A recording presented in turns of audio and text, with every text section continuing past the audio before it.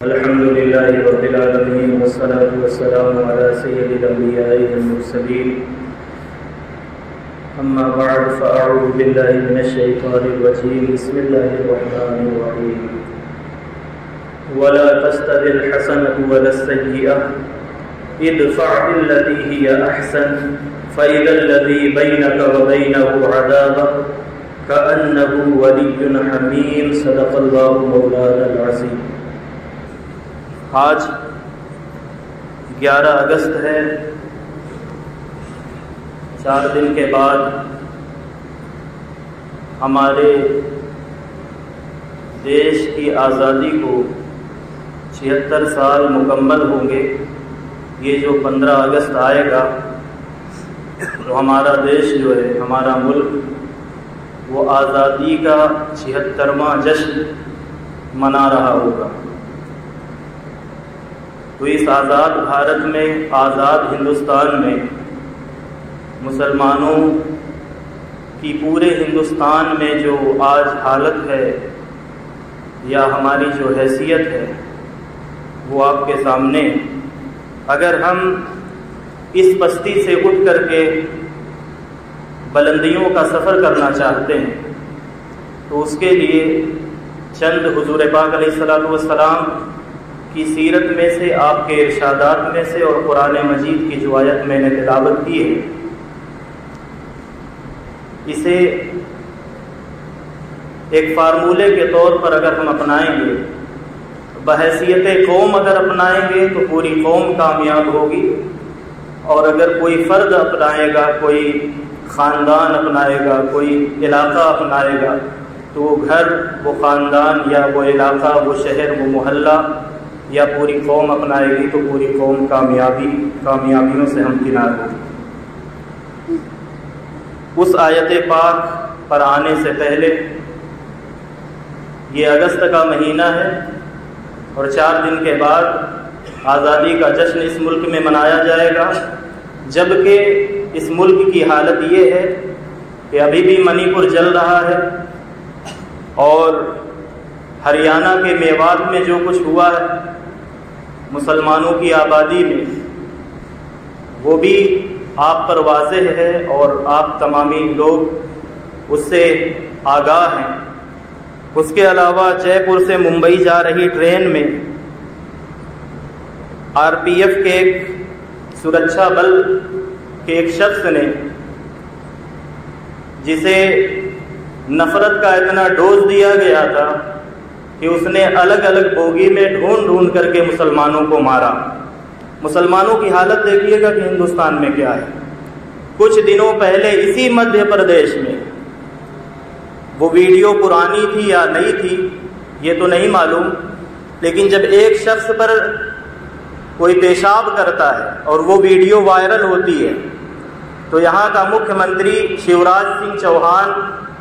وہ باقاعدہ اس کے پیر دھل کر کے معافی مانگتا ہے، اگرچہ وہ ویڈیو بھی فیک بنائی جاتی ہے۔ لیکن اب اس کے مقابلے میں مسلمانوں کو دیکھیے کہ 3 مسلمانوں کو چن کر کے مارا جاتا ہے، نہ تو پرچار منتری معافی مانگتا ہے، نہ ریلوے منتری معافی مانگتا ہے، نہ ہوم منسٹر معافی مانگتا ہے۔ میں مسلمانوں کی حالت اس ملک میں بتا رہا ہوں۔ 75 سال گزر چکے ہیں آزادی کے، 76واں آزادی کا جشن منانے کے لیے ہم بھی تیار ہیں اور سارے دیش واسی تیار ہیں۔ تو تمام بھارتی اور سارے انڈینز جو ہندوستان کی آزادی کا جشن منائیں گے تو وہ منائیں، لیکن ہم اپنی حیثیت اس ملک میں دیکھیں کہ ہم کہاں پر کھڑے ہیں۔ 3 لوگوں کو مار دیا جاتا ہے اور کوئی ایک بیان تک جاری نہیں ہوتا ہے۔ یہ ہے ہماری اس ملک میں حالت اور یہ ہے ہماری حیثیت۔ پھر اس کے بعد گڑگاؤں کے سیکٹر 57 کی مسجد میں وہاں کے امام صاحب یا وہاں کے نائب امام صاحب، جن کی عمر صرف 19 سال تھی، ان کو بہت ہی بے دردی کے ساتھ، سفاکی کے ساتھ دہشت گردوں نے ان کو شہید کیا، موت کے گھاٹ اتارا، اور اس پر بھی کوئی بیان نہیں آیا۔ یعنی ہماری جانیں دیکھیں اس ملک میں ہماری جان کتنی سستی ہے۔ اگر کسی پر پیشاب کیا جائے تو مکھیہ منتری کو ایک طریقے سے معافی مانگنا پڑتا ہے اور پیر دھونے پڑتے ہیں، لیکن ہم مر بھی جائیں تو کسی کو کوئی احساس نہیں ہوتا۔ جہاں سے تعلق تھا ان امام صاحب کا، وہاں کے سی ایم نے بھی کوئی بیان جاری نہیں کیا۔ پی ایم کو تو وہ پرچار منتری ہے، اس کو تو کوئی کام ہی نہیں ہے سوائے پرچار کے۔ اور اس پر بھی ایک تماشا دیکھیں کہ پھر گروگرام میں مہا پنچایت کی جاتی ہے کہ امام کے ہتھیارے جو آروپی ہوتے ہیں، جن پر ایف آئی آر درج کی جاتی ہے، تو یہ الٹیمیٹم دے کر کے یہ مہا پنچایت کے لوگ کہتے ہیں کہ 7 دن کے اندر جن لوگوں پر ایف آئی آر کی گئی ہے، یہ جو ہتھیارے ہیں، اگر ان کے نام ایف آئی آر سے واپس نہیں لیے گئے، ہٹائے نہیں گئے، تو ہم چکا جام کر دیں گے۔ یہ ہے اس ملک کی حالت، اور اس ملک میں ہماری حالت یہ ہے۔ اب اگر ہم اب بھی نہ جاگے، اب بھی سوئے رہے، اور اب بھی اگر کوئی جگانا چاہے اسے ہی اپنا دشمن سمجھیں، تو پھر اگلی باری ہماری آ جائے۔ اللہ تعالیٰ بہرحال اس سے محفوظ رکھے۔ لیکن سورہ حامیم السجدہ کی آیت نمبر 34 دیکھیں۔ اگر ہم چاہتے ہیں کہ یہ جو ماحول ہے ہندوستان میں، یاد رکھیں کہ اس ملک کو آزادی دلانے میں ہمارا علماء کرام کا، علماء اسلام کا، علماء اہل سنت کا بہت بڑا یوگدان تھا۔ اگر اس ملک کو آزاد کرانے میں ہمارا یوگدان تھا، تو اب اس جلتے ہوئے ملک کو بچانے میں بھی ہمارا ہی یوگدان ہوگا۔ اگر ہم سنبھل گئے تو یہ ملک سنبھل جائے گا۔ اگر ہم نے اپنی ذمہ داریوں کا احساس کیا اور ہم اپنی ذمہ داریوں کو سمجھ کر کے جس طرح سے ہمیں چلنا ہے اور جینا ہے اس ملک میں، اگر ہم نے اس طرح سے جینا سیکھ لیا اور اس راہ پر چلنا سیکھ لیا، تو یہ ملک امن و امان کا گہوارہ بن جائے گا۔ یہ جملے باز کا وشو گرو نہیں رہے گا، یہ حقیقت میں وشو گرو بن جائے گا۔ لیکن اگر ہم نے اس جانب توجہ نہ کی اور ہم نے اپنی حیثیت کو نہ پہچانا، تو پھر جو کچھ ہو رہا ہے اس سے بہت کچھ آگے یہ چیزیں جائیں گی۔ اور آج آپ یہ دیکھ رہے ہیں، کل آپ کی اولاد کو اور آنے والی نسلوں کو اس سے بھی زیادہ برا دن دیکھنا پڑے گا۔ لیکن ہم چاہتے ہیں کہ یہ دن ہمیں بھی نہ دیکھنا پڑے، اور اس طرح کے دن ہماری نسلوں کو اور ہمارے دیش واسیوں میں سے کسی کو بھی نہ دیکھنا پڑے۔ ہمارا ملک امن و امان کا گہوارہ بن جائے۔ اس طرح کے دردناک جو حالات ہیں وہ کبھی بھی ہمیں فیس نہ کرنے پڑے، تو اس کے لیے اس آیت پاک کو سورہ حامیم السجدہ کی آیت نمبر 34 ہے، وہ میں آپ کے سامنے تلاوت کر رہا ہوں۔ اللہ جل مجدہ الکریم نے ارشاد فرمایا وَلَا تَسْتَوِي الْحَسَنَةُ وَلَا السَّيِّئَةُ، ارشاد فرمایا کہ نیکی اور بدی، اچھائی اور برائی دونوں کبھی بھی برابر نہیں ہو سکتے۔ اچھائی اچھائی ہے اور برائی برائی ہے، دونوں برابر نہیں ہو سکتے۔ پھر اللہ تعالیٰ نے اب یہ فارمولہ دیا جا رہا ہے کہ کہیں پر بھی مسلمان ہو، وہ اکثریت میں ہو یا اقلیت میں ہو، وہ میجورٹی میں ہو یا مائنورٹی کی حیثیت سے کسی بھی ملک میں، کسی جگہ پر، شہر میں، علاقے میں بستے ہوں، کسی دیش میں رہتے ہوں، لیکن کرنا کیا ہے؟ فرمایا ادفع باللتی ہی احسن، برائی کا بدلہ برائی سے نہیں بھلائی سے دیا کرو۔ اگر یہ چاہتے ہو کہ تمہارے ساتھ بھی بھلائی کی جائے، تو اب یہ قرآن مجید ہمیں فارمولہ دے رہا ہے ادفع باللتی ہی احسن، ہر برائی کا بدلہ جو ہے وہ بھلائی کے ساتھ دیا جائے۔ فاذا الذی بینک وبینہ عداوہ، اب یہ بتا رہا ہے کرنا تو یہ ہے کہ برائی کا بدلہ بھلائی کے ساتھ دینا ہے، اور جب ہم یہ کام کرنے لگ جائیں گے تو اللہ تعالیٰ پھر اب ایک طریقے سے ضمانت لیتا ہے اور گارنٹی لیتا ہے، اور فرماتا ہے فَإِذَا الَّذِي بَيْنَكَ وَبَيْنَهُ عَدَاوَةٌ كَأَنَّهُ وَلِيٌّ حَمِيمٌ، اگر تم نے یہ کام کر لیا تو پھر یہ ہوگا کہ آج تک جو تمہارا جانی دشمن ہے، تمہارے جان کا بھی دشمن ہے، ایمان کا بھی دشمن ہے، اگر تم نے برائی کا بدلہ بھلائی سے دیا، اچھائی سے دیا، تو پھر ہوگا یہ کہ جو آج تمہارا جانی دشمن ہے کل کو وہ تمہارا جگری دوست بن جائے گا۔ یہ اللہ رب العزت نے اس آیت پاک میں سورہ حامیم السجدہ کے اندر ہر مسلمان کو جینے کا ایک سلیقہ سکھایا ہے اور امن و امان قائم کرنے کا ایک طریقہ بتلایا ہے کہ ہمیشہ برائی کے بدلے میں بھلائی، ظلم کے بدلے میں صبر، اور جہالت کے بدلے میں یا جہالت کے جواب میں علم اور حلم سے جواب دیا جائے، اور بدسلوکی کا جواب ہمیشہ حسن سلوک کے ذریعے دیا جائے۔ برائی کا جواب اچھائی سے دیا جائے، خیر خواہی سے دیا جائے، بدی کا جواب نیکی سے دیا جائے۔ یہ اللہ رب العزت نے اس آیت پاک میں ارشاد فرمایا۔ اگر ہم یہ فارمولہ اپناتے ہیں تو پھر ضمانت یہ لی ہے کہ آج جو تمہارا کٹر دشمن ہے، جو تمہیں دیکھنا نہیں چاہتا ہے، جو تمہاری جان کا، تمہاری عزت و آبرو کا اور تمہارے ایمان کا بھی دشمن ہے، اگر تم اس فارمولے کو اپناتے ہو تو وہ تمہارا جانی دشمن، وہ تمہارا جگری دوست اور تمہارا جانی یار ہو جائے گا۔ یہ اللہ تعالیٰ نے ارشاد فرمایا۔ اب اس کے چند نمونے حضور سید عالم صلی اللہ تعالیٰ علیہ وسلم کی اپنی حیات طیبہ میں سے دیکھیں۔ حضرت سیدنا عبداللہ بن عبید رضی اللہ تعالیٰ عنہ غزوہ احد میں جب حضور سید عالم صلی اللہ تعالیٰ علیہ وسلم کے دندان مبارک شہید ہو گئے، آپ زخمی ہو گئے، اور ایک طریقے سے جیتی ہوئی جو جنگ تھی وہ پسپائی میں اور تقریباً ہار میں بدل گئی، اور مسلمانوں کو، حضور پاک علیہ الصلوۃ والسلام کو اور آپ کے اصحاب کو بہت زیادہ نقصان اٹھانا پڑا۔ تو پھر آپ سے عرض کیا گیا کہ جن ظالموں نے آپ کے دندان مبارک کو شہید کیا ہے، آپ پر اور آپ کے اصحاب پر ظلم و ستم کے پہاڑ توڑے ہیں، پہلے تو مکہ سے نکلنے پر مجبور کیا، ہجرت کرنے پر مجبور کیا، اور آج آپ پر اس طرح سے ان لوگوں نے درندگی کا مظاہرہ کیا ہے، دہشت گردی کا مظاہرہ کیا ہے کہ آپ کے دندان مبارک کو ہی شہید کر دیا، آپ کے چچا حضرت سیدنا امیر حمزہ سید الشہداء کو شہید کر دیا بے دردی کے ساتھ، تو آپ اپنے ہاتھوں کو اٹھائیں، ان کے لیے دعائے ضرر کریں، ان کی تباہی اور ہلاکت کے لیے تعالیٰ سے ان کی ہلاکت اللہ سے مانگیں۔ تو حضور پاک علیہ الصلوۃ والسلام اب اس آیت پاک کو اپنے ذہن میں رکھیں، جس میں اللہ تعالیٰ یہ فرما رہا ہے کہ برائی کا بدلہ برائی سے نہیں دینا ہے،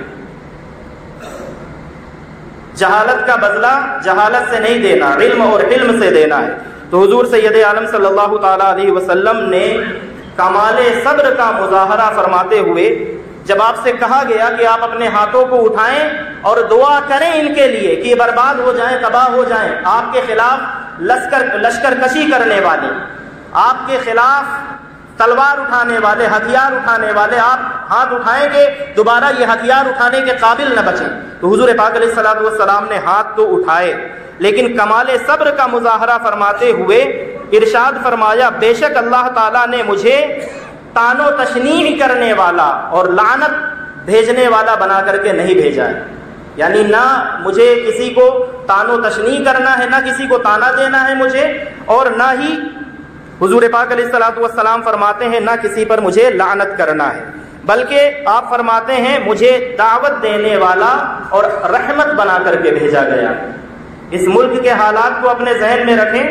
اور یہ اس ملک کے حالات اتنی جلدی تو بہرحال بدلنے والے ہیں نہیں، جو کچھ جاری ہے، جو کچھ ہم دیکھ رہے ہیں، اس میں اگر ہم تغیر چاہتے ہیں، کچھ تبدیلی چاہتے ہیں، تو اب دیکھیں کہ ہمیں کس طرح کی قربانیاں دینی ہوں گی کہ حضور پاک علیہ الصلوۃ والسلام کے دندان مبارک شہید کیے گئے ہیں، آپ کے چچا کو شہید کر دیا گیا ہے، اور دوسرے بہت سے صحابہ اکرام جو ہے وہ شہید ہو چکے ہیں، لیکن حضور پاک علیہ الصلوۃ والسلام سے جب کہا جاتا ہے کہ ان کی تباہی کے لیے، ہلاکت کے لیے دعا فرمائیں، تو آپ یہ فرما رہے ہیں کہ میں رحمت بنا کر کے بھیجا گیا ہوں، لعنت کرنے کے لیے مجھے اللہ تعالیٰ نے نہیں بھیجا گیا۔ پھر حضور سید عالم صلی اللہ تعالیٰ علیہ وسلم نے ہاتھ اٹھا کر کے یہ دعا کی، اے اللہ عز و جل، یہ میری قوم ہے اور میری قوم کو دین اسلام کی ہدایت عطا فرما۔ ان کی تباہی کے لیے دعا نہیں فرمائی، ان کی ہلاکت کے لیے دعا نہیں فرمائی، ان کی ہدایت کے لیے دعا فرمائی۔ پھر حضور پاک علیہ الصلوۃ والسلام نے عرض کی، پہلے تو فرمایا اللہ سے دعا کی کہ اے اللہ انہیں دین اسلام کی ہدایت عطا فرما، کیونکہ وہ مجھے نہیں جانتے۔ اب اس کی یہ جو حدیث پاک ہے، اس کی شرح میں امام قاضی عیاض رحمۃ اللہ تعالی علیہ شفا شریف کے اندر چند نکات بیان کرتے ہیں، اسے اس حدیث پاک میں دیکھیں کہ کتنے پہلو آپ نے بیان کیے ہیں، کہ اس حدیث پاک میں غور کریں تو اس میں کس قدر فضیلت، درجات، احسان، حسن خلق اور بے انتہا صبر اور حلم جیسے اوصاف جمع ہیں، کیونکہ حضور اقدس صلی اللہ تعالیٰ علیہ وسلم نے صرف ان سے خاموشی اختیار کرنے پر ہی اکتفا نہیں فرمایا، یعنی آپ پر اٹیک ہوا تھا، آپ کے اتنے جانثار صحابہ اکرام شہید ہو گئے تھے، آپ کے دندان مبارک شہید ہو گئے تھے، اگر آپ اس پر صرف خاموش رہ جاتے تو یہ بھی صبر تھا، لیکن کمال یہ ہے کہ صرف آپ نے خاموشی اختیار نہیں فرمائی، فرماتے ہیں کہ حضور پاک علیہ الصلوۃ والسلام نے صرف خاموشی کرنے پر اکتفا نہیں فرمایا بلکہ ان زخم دینے والوں کو ساتھ میں معاف بھی فرما دیا، معاف فرمایا پہلی چیز۔ پھر حضور پاک علیہ الصلوۃ والسلام نے ان پر شفقت اور محبت فرماتے ہوئے ان کے لیے یہ دعا بھی فرمائی کہ اے اللہ عز و جل ان کو ہدایت عطا فرما۔ معاف فرمایا، پہلے خاموشی اختیار فرمائی، پھر معاف فرمایا، پھر ان کی ہدایت کے لیے دعا فرمائی، پھر شفقت و رحمت کا سبب بیان فرما دیا کہ اے اللہ یہ میری قوم ہے، انہیں برباد نہ کرنا۔ اور پھر ان کا عذر، ظلم انہوں نے کیا تھا اور برباد کیوں نہ کرنا، اس کا عذر خود حضور پاک علیہ الصلوۃ والسلام اپنی جانب سے پیش فرما رہے ہیں کہ اے اللہ انہوں نے جو میرے اوپر اٹیک کیا ہے یہ اس لیے کیا ہے کہ یہ مجھے جانتے نہیں ہیں، یہ مجھے پہچانتے نہیں ہیں، اگر یہ مجھے پہچانتے ہوتے تو یہ ایسا کام نہ کرتے، ہرگز نہ کرتے۔ تو حضور پاک علیہ الصلوۃ والسلام نے ان کا عذر خود اپنی زبان مبارک سے بیان فرمایا کہ یہ ناسمجھی کا مظاہرہ جو ان لوگوں نے کیا ہے، ان کا عذر یہ ہے کہ اصل میں یہ مجھے نہیں جانتے، یہ مجھے پہچانتے نہیں ہیں، تو نہ جاننے اور نہ پہچاننے کی وجہ سے جو کچھ انہوں نے کیا ہے اس لیے انہیں معاف کر دے اور انہیں ہدایت بھی عطا فرما۔ یہ حضور پاک علیہ الصلوۃ والسلام نے اس وقت دعا فرمائی۔ ایک اور روایت دیکھیں، حضرت عقبہ بن عامر رضی اللہ تعالی عنہ وہ بیان کرتے ہیں، اس ملک کے حالات کو دیکھتے جائیں اور پتہ نہیں ہے کہ کون سا نمبر آپ کا ہو، کون سا نمبر میرا لگ جائے، تو موت تو برحق ہے اور یقینی ہے، لیکن جینا ہے اگر اور امن و امان کو قائم کرنا ہے تو دہشت گرد جو دہشت گردی کرنے والے ہیں، ظاہر ہے وہ تو نہ امن و امان اس ملک میں قائم نہیں رہنے دینا چاہتے، تبھی تو وہ دہشت گردی کر رہے ہیں، اور اگر اینٹ کا جواب پتھر سے دینے میں ہم بھی اتر آئیں تو پھر یہ ملک نہیں بچے گا، اور ہمیں اس ملک کو بچانا ہے۔ یہاں کی سالمیت ہمارے مطمح نظر ہے اور اس ملک کو ہم عزیز رکھتے ہیں کیونکہ کبھی یہاں ہمارے باپ داداؤں نے حکومت کی تھی، کیونکہ یہ ملک ہمارا ہے۔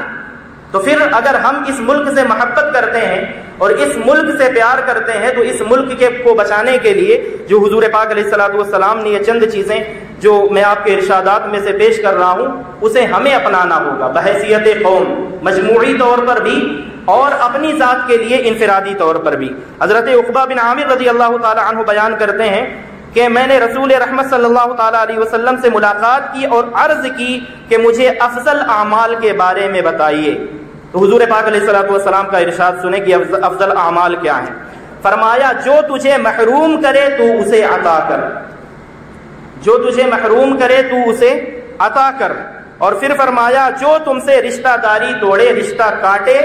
تم اس کے ساتھ رشتہ جوڑو۔ یہ حضور پاک علیہ الصلوۃ والسلام نے فرمایا۔ اور پھر آقا کریم صلی اللہ تعالی علیہ وسلم نے فرمایا جو تم پر ظلم کرے اسے معاف کر دو۔ یہ تین چیزیں حضور پاک علیہ الصلوۃ والسلام نے فرمائی۔ تو اب اس ملک کے تناظر میں اپنی قوم کو دیکھیں اور موجودہ حکمرانوں کو دیکھیں، ان کی فرعونیت کو بھی دیکھیں۔ ظاہر ہے کہ اس طرح کے واقعات جب ہماری آنکھوں کے سامنے سے گزرتے ہیں تو ہر ایک کو غصہ آتا ہے، خون کھولتا ہے،